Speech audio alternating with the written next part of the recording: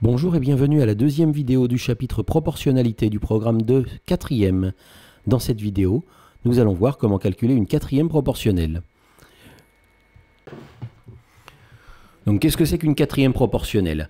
Vous avez un tableau, vous savez que c'est un tableau de proportionnalité, vous connaissez trois nombres et vous recherchez le quatrième.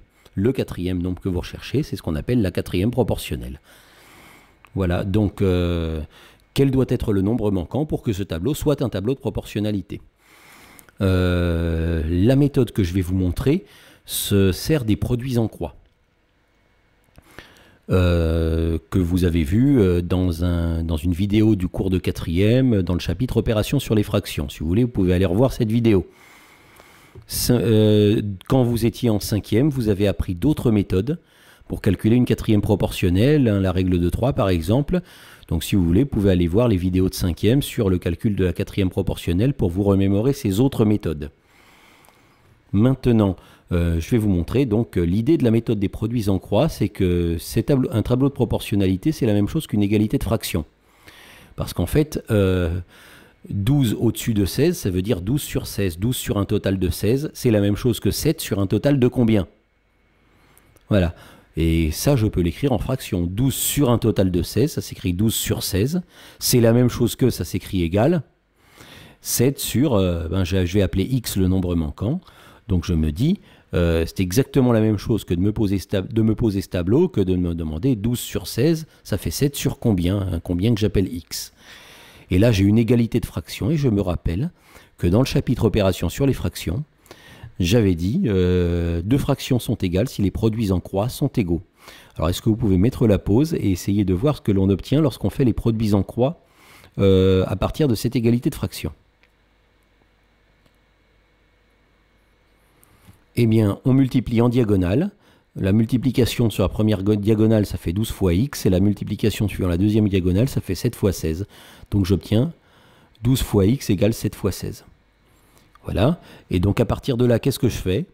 À gauche du signe égal, 12 fois x, j'ai pas besoin d'écrire le signe multiplié, je peux écrire ça 12x. Et à droite du signe égal, 7 fois 16, je peux faire la multiplication, voir combien ça fait.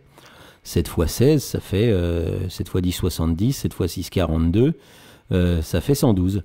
Donc 12 fois x égale 112. Et là, qu'est-ce que j'obtiens? J'obtiens une équation. Ça, c'est une équation, hein, c'est une égalité avec un x, c'est une équation, et je veux résoudre cette équation parce que mon but, c'est de trouver le nombre x. On cherche la quatrième proportionnelle. Donc, je vais faire comme on avait fait dans le chapitre sur les équations. Si vous voulez revoir les vidéos, vous pouvez y aller. Hein.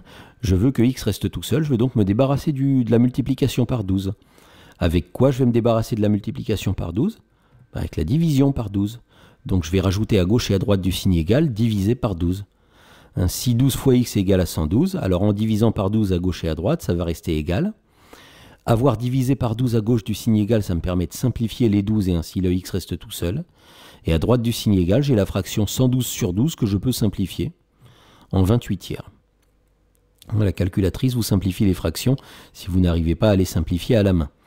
Donc en fait, le x, le nombre qui manque, la quatrième proportionnelle, c'est 28e. Et donc, vous avez vu que là, j'ai calculé le nombre qui est en bas à droite dans le tableau de proportionnalité, mais vous pouvez faire exactement la même chose, quel que soit le nombre qui vous manque dans le tableau de proportionnalité. Hein.